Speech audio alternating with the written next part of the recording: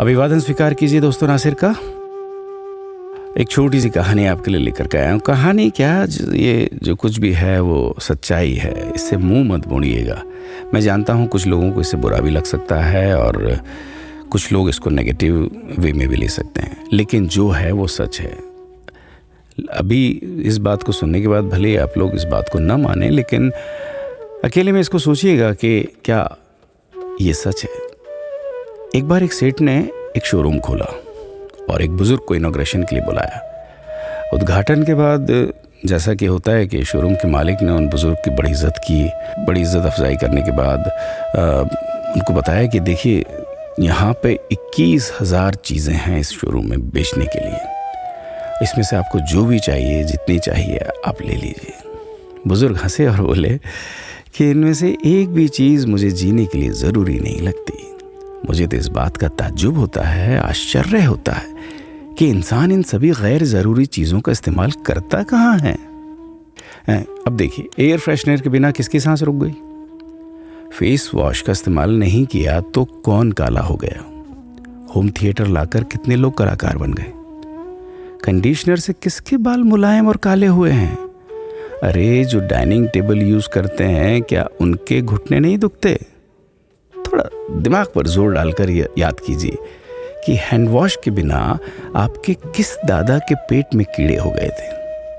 अगर हम डीओ मारकर निकलते हैं तो क्या लोग हमें सूंघने आते हैं? एक्चुअल में तो हम सभी इस प्रकृति को चुनौती दे रहे हैं, वरना बुगला जो होता है वो शैम्पू से नहाता है क्या? मोर अपने रंगों को संवारने या बचाने के लिए कौन सा कंडीशनर या फेस वॉश इस्तेमाल करता है? कभी किसी बिल्ली को मोतियाबिंद होता देखा है? किसी खरगोश के बाल कभी गिरते हुए या सफ़ेद होते हुए देखे हैं? इन्हेलर या बाम के बिना भी कुत्ते के सूंघने की क्षमता उतनी ही तेज है। मधुमक्खी का शुगर लेवल बिना दवाई के भी कंट्रोल में ही है। अलार्म के बिना भी मुर्गा रोज उठकर बांग देता है। दरअसल इंसान पैसा खर्च करके दुखी होने की चीजें खुद ही खरीदता रहता है। नेट बंद तो दुखी, लाइट जाए तो दुखी, मोबाइल का चार्जर खराब तो दुखी, केबल टीवी कट जाए तो दुखी, मच्छर मारने की दवाई ना मिले तो दुखी, महिलाओं को मेकअप ना मिले तो दुखी, मैचिंग कपड़े नहीं मिले तो दुखी।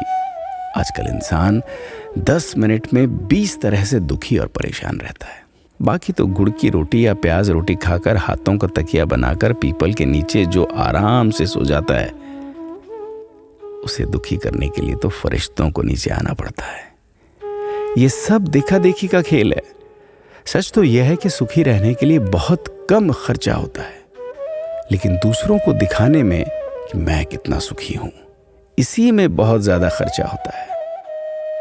जैसे जैसे सुविधाएं बढ़ रही हैं, दुखी होने के रास्ते भी खुलते जा रहे हैं।